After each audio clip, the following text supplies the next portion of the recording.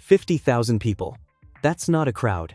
That's an invasion. And every single one of them booked a flight to Paris for one reason: a 20-year-old girl from Quezon City who hits a tennis ball like she's settling a personal argument with gravity.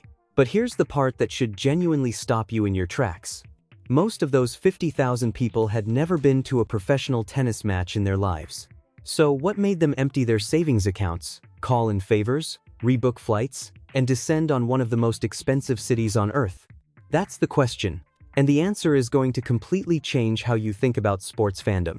Let's go back to where this actually started, because Paris didn't happen overnight. It was built on a single afternoon in Miami that nobody saw coming. March 2025. A 19-year-old walks onto a court at the Miami Open. No seeding, no ranking worth mentioning. A wild card entry, which in tennis basically means you're expected to lose politely and go home. Her name was Alex. And she had other plans. She dismantled her first opponent. Fine, upsets happen. Then she took down Jelena Ostapenko. Okay, now people are paying attention. Then Madison Keys, the reigning Australian Open champion, walked off that court shaking her head. But the one that broke the internet, the one that made an entire nation stop breathing for 2 hours, was when Iga Swiatek, the world number 2, the most dominant clay court force on the planet, stood across the net from this teenager and lost. Not narrowly. Lost. And in the Philippines, something erupted that sports marketing executives still don't have a proper word for. It wasn't celebration. It was recognition. Like a country collectively exhaling after holding its breath for years, waiting for someone to show up on the world stage and say, "We belong here too." Journalist Diane Castillo, who has spent decades covering Filipino athletics, said Alex was already being treated like a multiple Grand Slam champion before she had won a single one. Think about that for a second. The country wasn't reacting to a trophy. They were reacting to a feeling. Sports writer TJ Minoto went even further and said something that tells you everything about the cultural weight of this moment. He said the Philippines had been hungry for the next Manny Pacquiao. And when Pacquiao was at his peak, life stopped. Life stopped again in Miami, but this time it was different. Louder. Younger.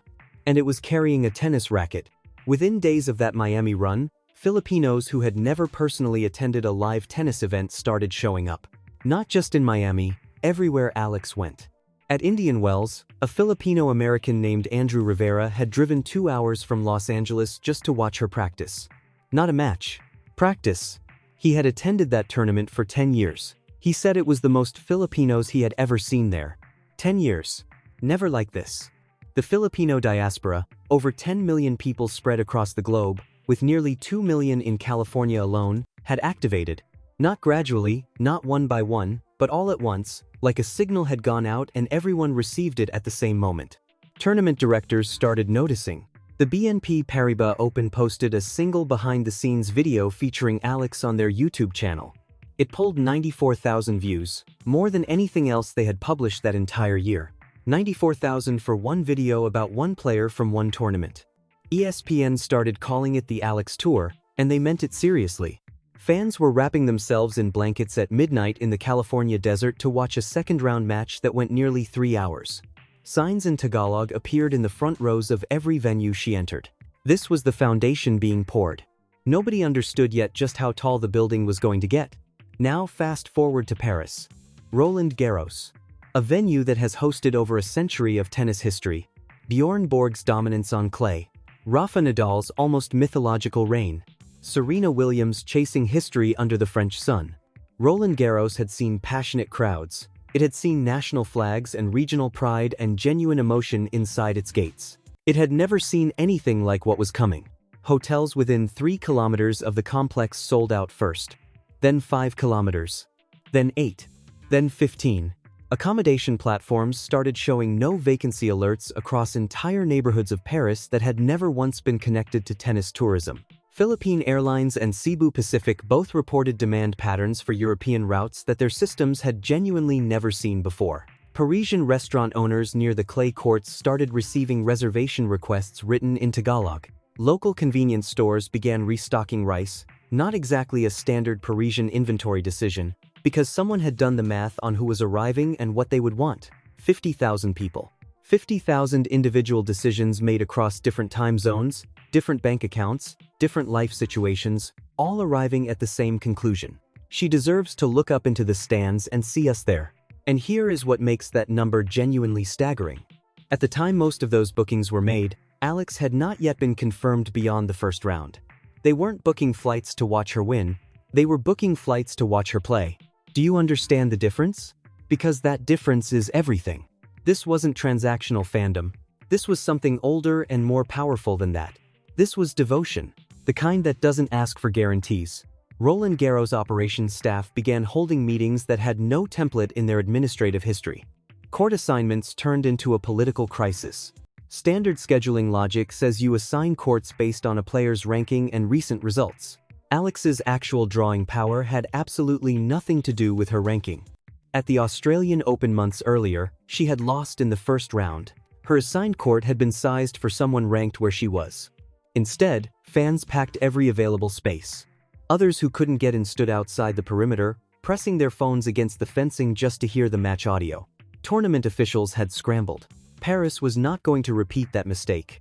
But fixing the mistake meant admitting something publicly that made a lot of people inside tennis very uncomfortable. A 20-year-old, still developing her game, not yet a Grand Slam finalist, was generating more per-match crowd demand than any other active player on tour. And the WTA, the organization that runs women's tennis, went almost completely silent about it. No press releases celebrating the phenomenon, no official statements acknowledging the history being made. The organization that Alex herself had credited as giving players a platform to become stars appeared to be actively avoiding amplifying the most extraordinary demonstration of a player's cultural power in the modern history of the base sport. And people noticed. Filipino fan communities noticed. Tennis journalists noticed. The silence was loud. Now why would an organization stay quiet about something that was making them enormous amounts of money? That question has a complicated answer. Because 50,000 people traveling internationally to watch one player isn't just a logistics headache, it's an argument. A loud, financially expressed, borderline undeniable argument about where real power in women's tennis actually lives right now. And that argument challenged something tennis had spent generations carefully building. The sport's prestige had always been anchored in specific places. Melbourne, Paris, London, New York. The infrastructure of tennis, the broadcast deals, the sponsorship money, the scheduling priorities, it had all been built around a specific geography. Alex's fan movement didn't come from that geography. It came from the Philippines, a country of over 110 million people that professional tennis had spent decades politely overlooking. And now that country had shown up, all at once, in the most expensive city in the world, and made it impossible to look away. Every venue Alex entered reported higher merchandise sales, higher food and beverage revenue, stronger broadcast numbers in regions that had never cared about women's tennis before. The commercial case was airtight, yet the WTA responded with careful, measured, institutional silence. Though quietly, they did something that spoke louder than any press release ever could. They added a tournament in the Philippines. The first WTA-sanctioned event in Philippine history. ESPN connected the dots directly and without ambiguity. Alex made that happen. Then the day of her first match at Roland Garros arrived. And Paris changed.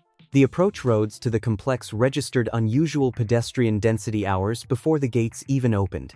Filipino flags were attached to fences, draped over barriers, worn as capes by people who had flown from 3 continents just to stand on Parisian pavement. The sound of Tagalog, a language Roland Garros had encountered in near-zero quantities across its entire previous existence, became one of the dominant sounds of that afternoon. When Alex walked onto her assigned court, every journalist present said the same thing afterward. They had never heard anything like that at Roland Garros. Not for a first-round match. Not for a player ranked outside the top 30. Not with that volume, that unity, that precise and coordinated vocal support that somehow knew exactly when to erupt and when to fall silent so she could focus on the point. Camila Osorio, one of the WTA's established champions, had played against Alex at the inaugural Manila tournament months earlier. She described walking onto that court and feeling the weight of a nation sitting behind her opponent. She said it was completely different from anything she had ever experienced, even playing at home in Colombia. That specificity matters. One of the tour's veterans, someone who had played in front of massive partisan crowds her entire career, saying Alex's fan environment was unlike anything she had ever encountered. This was not manufactured enthusiasm. This was not a marketing campaign.